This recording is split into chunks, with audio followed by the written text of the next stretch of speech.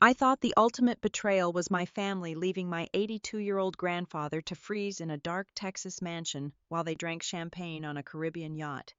But when that frail old man suddenly stood up, poured a neat glass of whiskey, and asked me to help dismantle their lives, everything changed.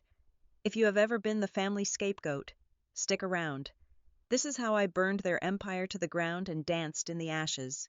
Hello, everyone, and welcome back to Maya Revenge Stories. I want to sincerely thank you for your incredible support, but unfortunately, YouTube has completely demonetized our channel, leaving us without the budget to continue operations. So we will be forced to stop uploading new videos here for the foreseeable future and transition our work entirely over to Patreon. If you enjoy today's story, please consider supporting us by joining our Patreon community to listen to exclusive true stories that are even better, much longer, and highly detailed, with multiple emotional voice actors that we simply cannot share publicly on YouTube, which you can join by scanning the QR code on your screen right now or by clicking the link in the video description or pinned comments. Now, let us dive right into today's story. My name is Raylan Lane, a 32-year-old self-made cybersecurity expert, and driving through Dallas on Christmas Eve felt less like a holiday commute and more like navigating a frozen, apocalyptic wasteland. A freak winter storm had violently descended upon Texas, turning the usually bustling highways into treacherous, ice-slicked death traps. My knuckles were entirely white as I gripped the steering wheel of my heavy utility vehicle, the heater blasting at full capacity, but doing absolutely nothing to chase away the deep, bone-chilling cold that seemed to seep straight through the glass. I was exhausted. Being an elite data recovery specialist meant I practically lived on caffeine and adrenaline, constantly running my own highly successful firm, Aegis Data Solutions. But tonight, I was not battling ransomware or extracting encrypted drives. I was braving a catastrophic grid failure just to drop off blood pressure medication at my family's sprawling Highland Park estate. When I finally pulled through the massive wrought iron gates of the Vance residence, a heavy knot formed in the pit of my stomach. The colossal mansion, usually ablaze with thousands of obnoxious holiday lights and warm golden glows from the towering windows, was completely pitch black. The entire neighborhood had been experiencing rolling blackouts. Sure, but this felt entirely different. This felt intentionally dead. I grabbed the pharmacy bag and my heavy flashlight, stepping out into the biting wind that whipped razor-sharp ice crystals directly against my cheeks. I unlocked the heavy oak front door and pushed it open, stepping into the grand foyer. My breath instantly plumed into a thick white cloud in front of my face. The interior temperature was hovering dangerously near freezing. The silence was absolute, heavy, and completely suffocating. "Hello?" I called out, my voice echoing hollowly against the imported Italian marble floors. No response. I made my way to the master breaker panel hidden inside the mudroom. I shone my flashlight over the heavy metal switches. My stomach dropped into my shoes. The heating system had not failed because of the severe winter storm. The main breaker for the climate control had been manually disabled. Someone had flipped it completely off. Panic spiking in my chest, I rushed toward the shadowy den at the back of the enormous house. That was where he spent most of his time. My 82-year-old grandfather, Arthur Vance. He was once the terrifying, larger-than-life founder of the massive Texas-based Vance Energy Holdings, a man whose mere presence used to command corporate boardrooms and political chambers alike. But for the past 8 months, my family claimed he had fallen victim to severe, rapidly progressing dementia. I swept my flashlight across the dark, freezing room. There he was. The great Texas oil baron was slumped deep into a leather armchair, shivering uncontrollably. He was huddled beneath a single, incredibly cheap, paper-thin fleece blanket that looked like it had been bought at a discount pharmacy. He looked so frail, so terribly small, seemingly lost to the dark void of a failing mind. Anger, hot and blinding, flared deep in my chest. I quickly pulled off my own heavy wool winter coat and draped it firmly over his shaking shoulders, tucking the edges around him to trap whatever precious body heat was left. "Hold on, Grandpa. I am going to get a fire started."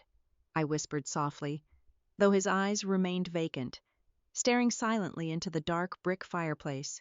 I sprinted to the massive gourmet kitchen to search for matches or a heavy lighter. That is when the bright beam of my flashlight caught something resting perfectly on the center of the pristine white marble island. A crisp, heavy stock envelope. I ripped it open. The handwriting belonged to my father, Julian. The note was an absolute masterpiece of callous, toxic entitlement. Julian wrote that he, my stepmother Serena, and my golden child stepsister Harper had decided the Texas cold was simply unbearable. So, naturally, they had chartered a massive mega yacht to St. Bart's for what he called a crucial networking retreat with Harper's new tech billionaire husband, Tanner. They had literally fled to the Caribbean to drink expensive champagne, leaving an 82-year-old man behind in a frozen, unheated house to die of exposure. But Julian was not finished. The last paragraph mocked me directly. He mockingly ordered me to take some time away from my little computer repair gig to spoon-feed my grandfather and make sure the estate's expensive pipes did not burst while they were gone. My little computer repair gig was an elite corporate cybersecurity firm that I had built from absolutely nothing with my own two hands. But to Julian, if it did not involve old oil money or country club status, it was purely garbage. I was absolutely furious. My hands were shaking, not from the freezing temperature of the room, but from pure, unadulterated rage. I pulled out my phone and dialed Julian's personal number, fully intending to scream at him until my lungs gave out. The call did not even ring. It instantly disconnected. 5 seconds later, my screen lit up with an automated text message from his expensive maritime satellite phone. "We are currently out of range, rubbing elbows with political elites and key investors. Do not bother us, unless the house is literally burning down. Handle the old man." I stood there in the freezing dark, staring at the glowing screen of my phone. They had abandoned him. They had abandoned me to clean up their mess, just like they always did. I was the permanent family scapegoat, the one who was only acknowledged when there was dirty work to be done. The emotional coldness of my family was suddenly much more lethal than the physical ice storm raging outside. I dropped the note onto the marble counter and turned back toward the den, determined to keep my grandfather alive through the night, completely unaware that the frail old man sitting in the dark was about to change the trajectory of my entire life. I left the den and frantically started tearing through the linen closets in the massive hallway. I pulled out every heavy down comforter and thick wool blanket I could find, tossing them into a giant, disorganized pile. Next, I needed to secure a reliable heat source. I rushed into the formal living room, grabbing armfuls of dense oak firewood from the brass bins flanking the massive stone fireplace. My mind was racing relentlessly with survival logistics.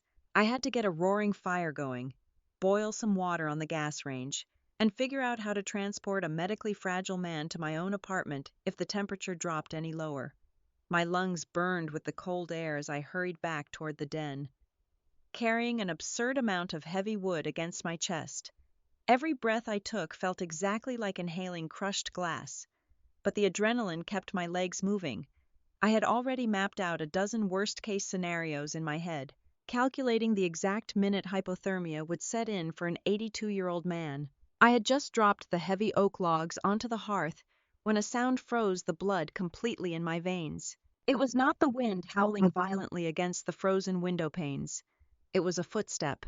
A heavy, deliberate, leather-soled footstep echoing sharply against the hardwood floor directly behind me. I spun around, my heart hammering furiously against my ribs, fully expecting to see an opportunistic looter who had broken into the dark mansion during the citywide blackout.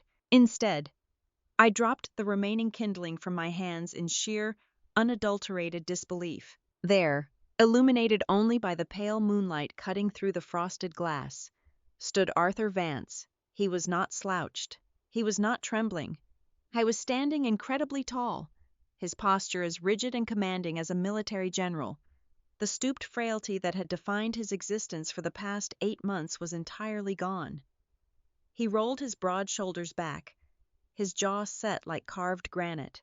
Without saying a single word to me, the man who was supposedly dying of severe cognitive decline turned on his heel and strode purposefully across the room. He walked straight to his antique mahogany liquor cabinet. I watched, absolutely paralyzed with shock, as he unlocked the heavy glass doors. He reached inside, retrieved a crystal decanter, and poured himself a neat measure of reserve Texas bourbon. His hand, which had supposedly been incapable of holding a soup spoon just yesterday, was entirely steady. He lifted the heavy crystal glass, took a slow, appreciative sip, and then turned to look me dead in the eye. His gaze was razor-sharp, violently alert, and fiercely calculating.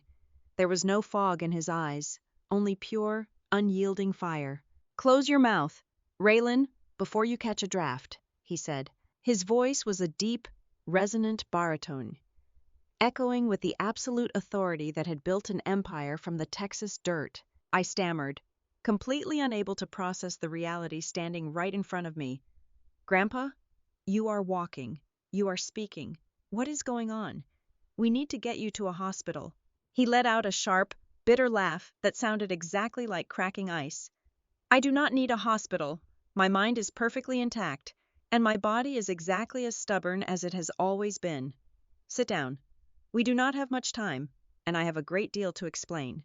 I collapsed onto the edge of the leather sofa, my mind spinning violently. He took another sip of his bourbon, pacing the floor like a caged predator anticipating a hunt. "For the last 8 months, I have been playing a highly dangerous game of possum," Arthur began, his tone turning lethally cold. "Late last spring, I began noticing quiet, highly suspicious legal maneuvers happening within the board of Vance Energy Holdings. Shell companies were being formed, high-level asset transfers were being requested without my direct signature. Someone was moving pieces on the board, preparing for a hostile takeover from the inside." He stopped pacing and glared at the empty doorway, as if he could see his treacherous son standing right there. I knew Julian was ambitious, and I knew that Golden Boy Tanner had an insatiable appetite for power, but I needed to know exactly how far they were willing to go. I needed to see what my heirs would do if they thought the king was dead. Arthur stepped closer, the ice in his glass clinking softly in the quiet room. I had to sit in this very room, week after week, drooling onto my own chin while I listened to my own son and his insufferable son-in-law openly discuss dismantling the empire I built with my bare hands. They stood inches from my face, assuming I was nothing more than a hollowed-out shell. So, I gave them a dying king. I faked the tremors. I faked the memory loss. I let them believe I was rotting away in my own head. And what did they do? Did they protect the legacy? Did they protect the family? He gestured aggressively toward the freezing, pitch-black room around us. They turned off the heat in the middle of a historic blizzard, left me a cheap fleece blanket, and flew out to schmooze billionaires. That was the final test. Raylan. And their decision to leave me freezing in the dark was the final nail in their absolute coffin. I sat there, absorbing the monumental weight of his deception. He had orchestrated the most brilliant, high-stakes loyalty test imaginable, and they had failed spectacularly. Arthur walked over to the massive Persian rug covering the center of the floor. With a swift, practiced motion, he kicked the heavy carpet aside and pressed a sequence into a hidden panel in the floorboards. A quiet click echoed through the room. He reached down into the hidden floor safe and pulled out a heavy, military-grade encrypted hard drive. He walked back over to me and held the heavy metal drive out. His eyes burned with a vengeance that terrified and thrilled me at the same exact time. "They think they stole my legacy," Arthur said, his voice dropping to a lethal whisper. "Let us show them what happens when you rob a dead man." I grabbed my heavy tactical backpack from the front hall, the one I took everywhere, and hauled it into the freezing den. I set up my high-performance encrypted workstation on the heavy oak coffee table. The battery indicator read 98%. The glowing monitor cast a harsh, artificial blue light across the room, illuminating my grandfather's stern, unyielding face. I took the heavy military-grade hard drive from his hands and plugged it into the secure port of my machine. My fingers flew across the keyboard, bypassing the standard operating system and booting directly into a sterile, heavily fortified Linux environment. I initiated the forensic audit protocols I had designed for Aegis Data Solutions. The decryption sequence took exactly 4 minutes and 20 seconds. When the progress bar finally hit 100%, the secure digital vault sprang open, flooding my screen with tens of thousands of internal financial documents, encrypted corporate emails, and shadow ledgers from Vance Energy Holdings. It was not just a case of corporate negligence. It was a catastrophic financial bloodbath. I opened the primary operating ledger, and the sheer scale of the theft made my stomach violently churn. Julian and Harper had not just been skimming minor profits off the top. They had systematically hollowed out the massive company from the inside out. They had liquidated over $65 million from the employee pension funds, stealing the very lifeblood of thousands of blue-collar oil rig workers who had given their entire lives to this company. The core operating capital was completely gone, siphoned off into a dizzying web of offshore shell corporations.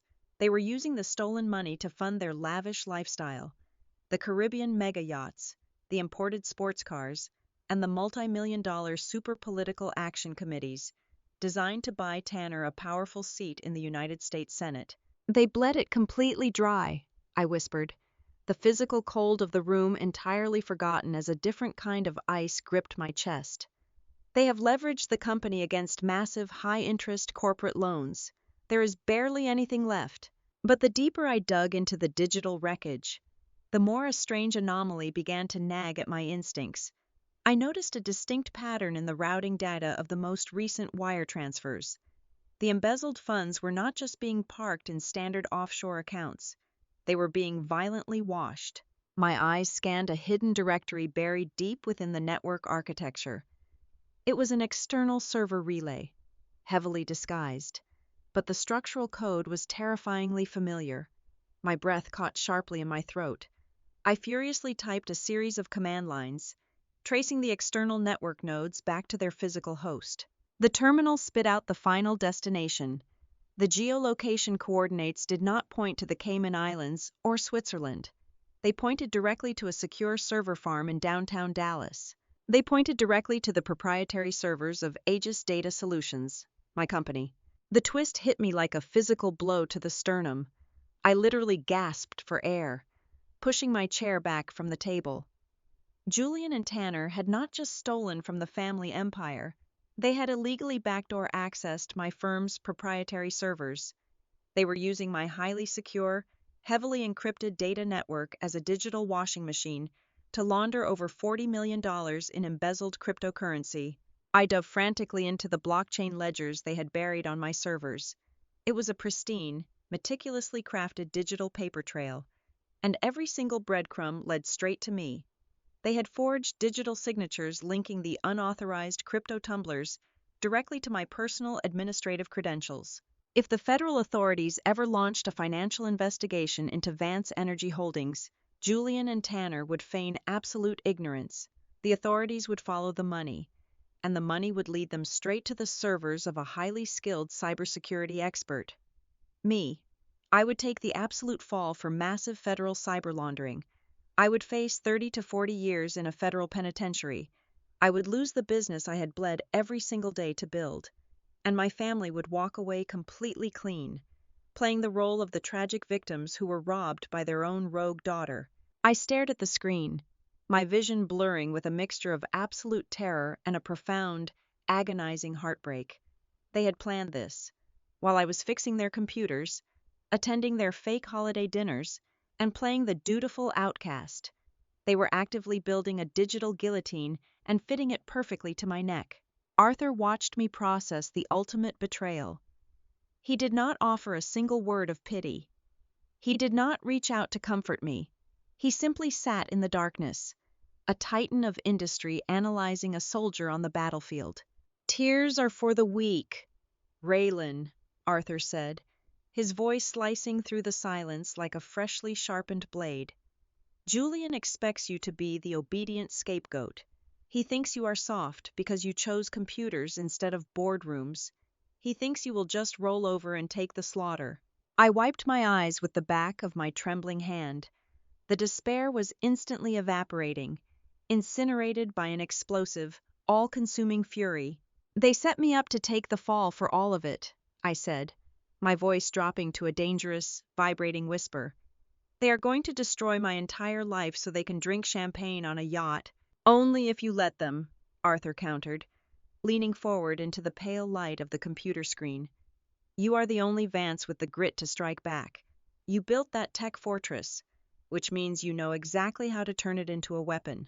I looked at the lines of malicious code they had planted in my servers, and then I looked at my grandfather. He was absolutely right. They had vastly underestimated me. They thought my technical skills were just a cute hobby. They had no idea they had just handed the keys to their own destruction to a master architect. "We are not just going to cut them off," I stated, my fingers returning to the keyboard with a renewed, lethal purpose. "If we just lock the accounts, they will fight us in court for the next 10 years. No, we have to trap them." Arthur smiled, a terrifying, predatory grin that sent a shiver of pure anticipation down my spine. "Exactly. We let them keep dancing on their yacht, blissfully unaware. And while they are looking the other way, we legally and permanently trap them in the massive financial crater they just dug for themselves." I cracked my knuckles, the sound echoing sharply in the freezing room. I opened a new terminal window, preparing to initiate the most devastating counteroffensive of my entire career. The digital graves were fully unearthed, but I was not going to be the one buried inside them for the next 48 hours. The contrast between my freezing reality and their sun-drenched delusion was enough to induce severe whiplash. My grandfather and I had transformed the dark, freezing den of the Highland Park estate into a highly secure tactical war room. Outside, the Texas winter storm raged on, burying the city under thick sheets of solid ice. Inside, my phone buzzed relentlessly on the heavy oak coffee table. The family group chat was absolutely exploding. Dozens of high-resolution photos flooded my cracked screen. There was my stepmother, Serena, lounging lazily on the polished teak deck of a 150-foot luxury mega yacht, holding a crystal flute of vintage champagne against the breathtaking backdrop of the turquoise Caribbean Sea. There was Julian, wearing a crisp, custom-tailored linen suit, shaking hands and laughing loudly with notorious tech billionaires under a pristine white canopy. The captions they attached to these photos were utterly nauseating. Julian boasted extensively about securing massive 9-figure partnerships and cementing the family legacy, completely blind to the reality that his empire was currently bleeding out on my computer screen. Then came a direct text message from my golden child stepsister, Harper. "Hey, make sure you scrub the baseboards in the guest wing while you are hanging around the house. They looked a little dusty before we left. Do not forget Grandpa's soup." She sent a little winking emoji at the end of the text. Harper was completely oblivious to the fact that while she was getting a premium spray tan and sipping margaritas, the woman she was treating like an unpaid maid was methodically dismantling her entire digital existence. I sat wrapped tightly in 3 heavy quilts, my breath pluming steadily into the freezing air, ripping through their heavily encrypted firewalls like wet tissue paper. I was cataloging every single stolen dime, every illegal offshore transfer, and every forged signature. By the afternoon of the second day, we had everything we needed to bury them, but I needed one final piece of leverage. I needed Julian to confirm his malicious intent on a federally recorded line. I isolated Tanner's most heavily guarded offshore account, the specific directory holding the vast bulk of the laundered cryptocurrency, with a few deliberate, precise keystrokes. I purposefully triggered a minor, localized security alert on the server. It was a highly sensitive digital tripwire, designed to temporarily freeze the asset portal and immediately send a critical warning directly to the primary account holder. I leaned back into the freezing leather sofa, crossed my arms, and waited. Exactly 4 minutes and 30 seconds later, my phone screen lit up. It was Julian calling directly from the yacht's expensive maritime satellite connection. I pressed the record button on my secondary audio device and calmly accepted the call. "What the hell did you just do?" Julian snarled into the receiver, completely dropping his polished, patriarchal facade. His voice was vibrating with pure, unadulterated panic. "A critical security lock just hit Tanner's primary holding account. The portal is totally frozen. Fix it right now." I kept my voice intentionally soft, projecting a perfect illusion of confusion and innocence. I do not know what you're talking about. Dad, I am just watching Grandpa and trying to keep the fire going. I do not have any access to Tanner's private finances. Julian exploded. Listen to me very carefully, you ungrateful little brat, he hissed, the venom dripping heavily from every single syllable he spoke. You will log into your firm's administrative portal right this second and bypass that security lock. Do not play stupid with me. Your pathetic little tech business exists solely because I allowed it to exist. Your entire life, your little career, and your freedom are absolutely meaningless compared to this family's legacy and Tanner's political future. I pressed him further, keeping my tone perfectly measured and dangerously quiet. And if I refuse to risk my federal security clearance for you? If I refuse to break the law?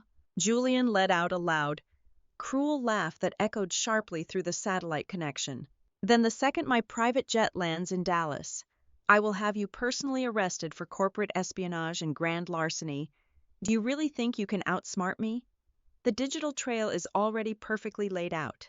Raylan, it points directly to your servers. You will take the fall for everything. You will spend the next 30 years in a federal cage, and I will make sure the press destroys whatever is left of your miserable name. Do your job right now, or I will permanently ruin you. There it was, the absolute, undeniable proof. He fully admitted it out loud. He had intended to frame me all along, sacrificing his own flesh and blood without a single ounce of hesitation. I did not yell at him. I did not cry. I did not offer him a single shred of the emotional reaction he so desperately craved. I simply took a deep breath, letting the freezing Texas air fill my lungs, and delivered a chillingly calm response. Understood. Dad, I will handle the servers right now. Enjoy the rest of your trip. I pressed the end call button, leaving Julian blindly confident that he still held the leash, perfectly convinced that I was rushing to do his dirty work. I placed the phone down on the table and looked across the glowing monitors. Arthur was sitting tall in his chair, holding a heavy gold fountain pen, without a hint of hesitation or regret. My grandfather pressed the pen to the paper and signed the final legal document terminating Julian as his financial and medical proxy. The trap was permanently set. On the morning of the 5th day, the winter storm outside finally began to break, but the absolute zero temperature inside our war room was strictly intentional. I sat at my workstation at precisely 6 o'clock in the morning and initiated a secure, encrypted video conference with the elite corporate legal counsel retained by Aegis Data Solutions. I did not ask for their advice. I gave them a set of rigid, non-negotiable directives.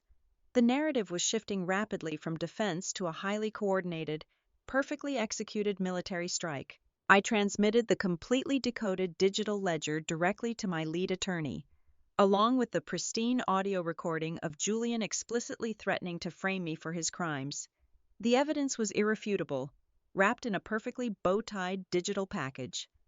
I ordered my legal team to bypass standard corporate protocols and file an immediate preemptive strike simultaneously with the Securities and Exchange Commission, the Cyber Division of the Federal Bureau of Investigation, and the Internal Revenue Service, by voluntarily surrendering the network architecture and exposing the internal breach. I legally established myself as a cooperating federal whistleblower. My attorneys negotiated aggressively and swiftly on my behalf.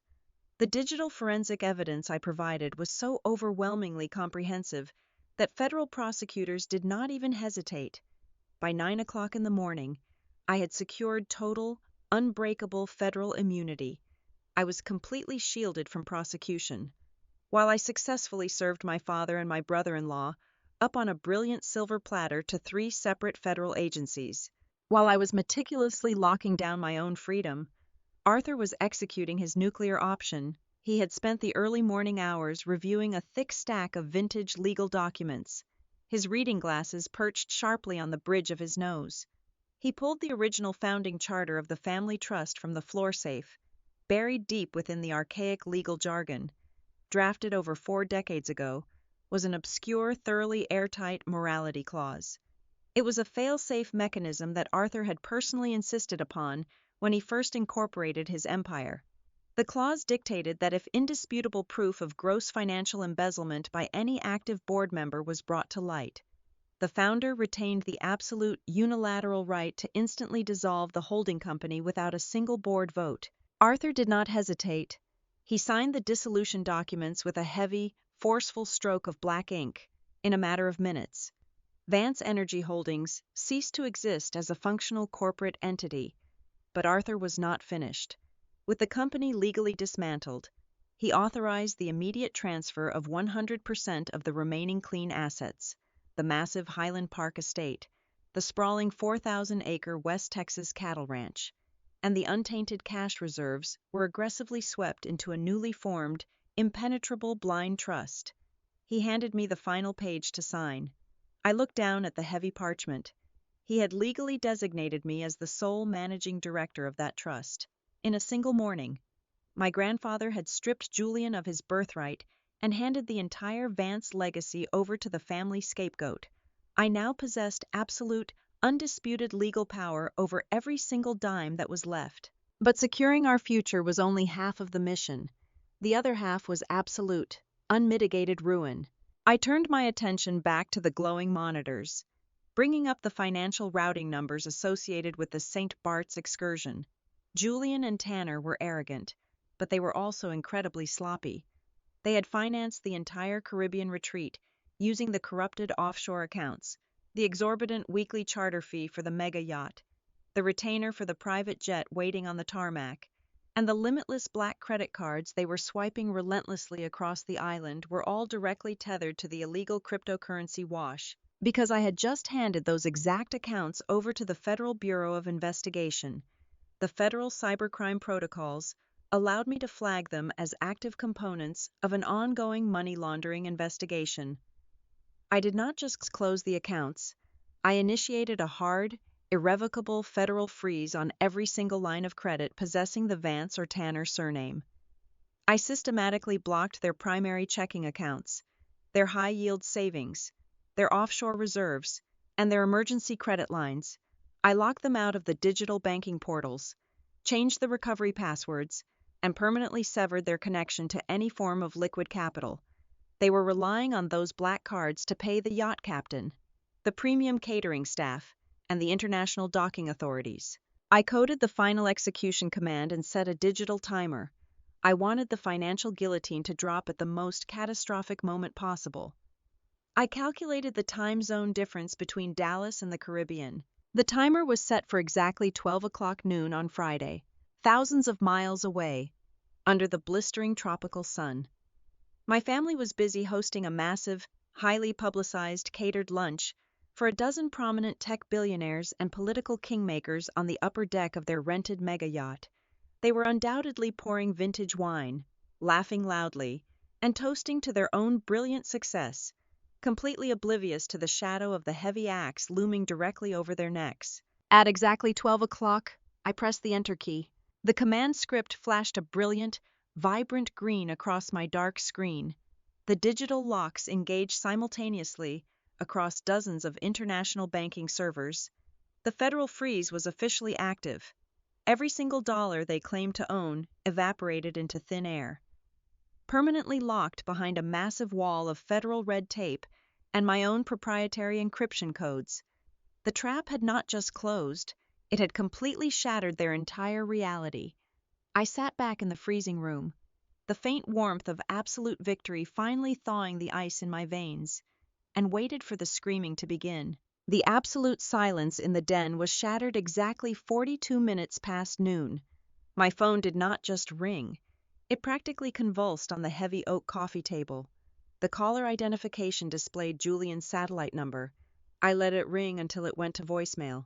10 seconds later, it rang again, then a third time. I finally reached out and accepted the call, pressing the speaker button so Arthur could hear every single word of the impending collapse. "Raylan!" Julian screamed into the receiver. The polished, threatening patriarch from yesterday was entirely gone.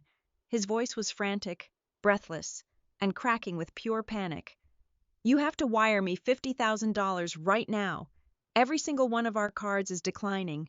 The black cards, the corporate accounts, the emergency lines. Everything is frozen.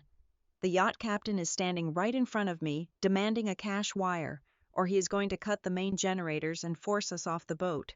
The investors. They left. Raylan. The billionaires saw the cards decline, and they just walked off the deck and hailed a water taxi in complete disgust. You have to fix this. I listened to the sound of my father hyperventilating thousands of miles away. I could hear Tanner shouting obscenities in the background, mixed with the sharp, panicked wailing of my stepmother, Serena. It gets worse, Julian sobbed, actually weeping over the satellite connection. The sheer humiliation in his voice was thick and heavy. Tanner just got a call from his campaign manager. His political backers saw a federal alert hit the wire, and they instantly dropped him. They pulled all his funding. We tried to book a private flight out of here, but the authorities at the local airport flagged our passports. They told us there is an active federal hold on our names. We are completely stranded. Raylan, please, I am begging you. Log into the company reserves and wire us the cash. I leaned forward, resting my elbows on my knees, staring into the glowing monitor that displayed their zeroed-out balances. I cannot do that, Dad, I replied, my voice steady and completely devoid of emotion. Why not? He shrieked, the desperation tearing at his throat. Because there is no company left, I stated clearly. I found the hidden directory on my servers, Julian. I found the crypto laundering trail you and Tanner built to frame me. Did you honestly believe a man who cannot even set up his own wireless router could outsmart a cybersecurity expert in her own system? Dead silence fell over the line, save for the sound of crashing ocean waves. Furthermore, I continued, savoring the absolute destruction of his reality, Grandpa is sitting right next to me. He has been perfectly lucid for 8 months. He watched you abandon him to freeze to death, and he watched you try to destroy my life. So, he dissolved Vance Energy Holdings this morning. The estate, the ranch, and all the remaining clean funds have been transferred into a blind trust under my exclusive control. I handed the encrypted evidence of your federal cybercrimes directly to the authorities in exchange for total immunity. You have absolutely nothing left to your name. Good luck getting a commercial flight home. I ended the call before he could utter a single word in response. Exactly 1 week later, the Texas weather had cleared, though a biting chill remained in the air. A yellow commercial taxicab pulled up to the massive iron gates of the Highland Park estate. The family had somehow scraped together enough money to get deported back to the United States on a miserable commercial flight. I watched through the large bay window as Julian, Tanner, Serena, and Harper dragged themselves up the long, curving driveway. They looked absolutely exhausted, their expensive designer clothes rumpled and stained, expecting to barge right back into the mansion and bully their way into a solution. But as they rounded the corner toward the main entrance, they stopped dead in their tracks. The wide circular driveway was completely lined with black, unmarked sport utility vehicles. A dozen federal agents wearing dark jackets were swarming the property, actively boxing up computers, files, and physical assets from Julian and Tanner's private home offices under a massive federal search warrant. I opened the heavy front door and stepped out onto the wide stone porch, the crisp winter air stinging my cheeks. Arthur walked out right beside me, standing tall, wearing a thick wool coat, looking down at his son with unbridled disgust. "Dad?" Julian whispered, his face draining of all remaining color as he stared at the man he thought was a helpless invalid. "Dad, please, tell them to stop." "You are trespassing on Raylan's property," Arthur replied, his voice booming across the courtyard with absolute, terrifying finality. "Get off her land before I have you arrested for that as well." 2 federal agents approached Julian and Tanner, firmly instructing them to turn around and place their hands behind their backs. The metallic click of the handcuffs echoing in the cold morning air was the most beautiful sound I had ever heard. As the men were shoved unceremoniously into the back of a federal vehicle, Harper and Serena were left standing completely alone on the curb. They clutched their heavy designer luggage, staring blankly at the massive estate they used to rule. Finally realizing the horrifying truth, they were utterly homeless, entirely penniless, and completely erased from the empire. I did not offer them a single glance of pity. I walked down the stone steps, pulled the massive iron gates completely shut, and locked them with a heavy, satisfying clank. I turned my back on the people who had tried to destroy me, walking alongside my grandfather back into the absolute warmth of the life I had built, finally and completely free. Thank you so much for listening to my story today. I would love to know where you are listening from, so please share that in the comments below. As I mentioned earlier, YouTube has unfortunately completely demonetized our channel, so we no longer have the budget to operate here. This means we will not be uploading any new videos in the near future and are moving our operations entirely to Patreon. If you enjoyed today's story and want to support the channel, please consider joining the Maya Revenge Stories Patreon. There, you can listen to the absolute best, exclusive, true stories that are much longer and incredibly detailed, which we simply cannot publish on YouTube. You can join us by scanning the QR code on your screen right now, or by clicking the Patreon link in the video description and pinned comments. Thank you all once again for your incredible support.